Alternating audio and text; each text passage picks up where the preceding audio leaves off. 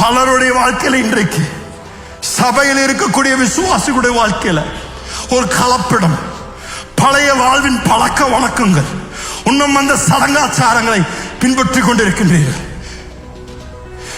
நீங்கள் எதை விட்டு தேவன் உங்களை விடுவித்தாரோ அதிலிருந்து விடுதலையாக நில்லுங்க. ஏன் திரும்பி போய் நீங்க உங்களுடைய கட்டுகளை நீங்களே போய் திருப்பி எடுத்துக் கொள்கின்றீர்கள்? ஏன் திருப்பி அந்த பழைய மனப்பான்மைக்குள் போய் கொண்டிருக்கின்றீர்கள்? வாயில தான் ஒரு பேச்சு, ஆனா நடக்கையில வித்தியாசம். வாயில தான் யாரு வேணாலும் நான் கல்யாணம் பண்ணிப்பேன்னு சொல்லுவாங்க, ஆனா போய் அந்த குடும்பத்தோட பேசுவோம், நீ என்ன ஜாதி, உனக்கு யாரு, எங்கிருந்து வந்திருக்கிற? ஐயா நீங்க ரட்சிக்கப்பட்டவங்க தானே, தேவனுடைய ரத்தத்தினால கழுவப்பட்டவங்க தானே, அவருடைய ரத்தத்தை அவமதிக்காதீங்க. தேவனுடைய ராஜ்யத்தில் கிரேக்கரும் அல்ல, யூதரும் அல்ல, புறஜாதியும் அல்ல, ஒரே ஒரு ஜன கூட்டத்தார் மாத்திரம் தான் இருக்கிறாங்க. ரத்தத்தால கழுவப்பட்டவர்கள் ஒருவரே. ஒரு வைராக்கியம் வேலைங்கய்யா.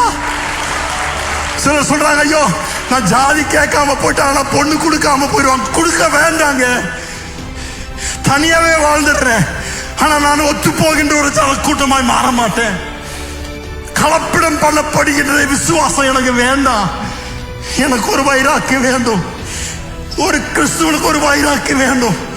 என்னுடைய நம்பிக்கைக்காக, என்னுடைய விசுவாசத்திற்காக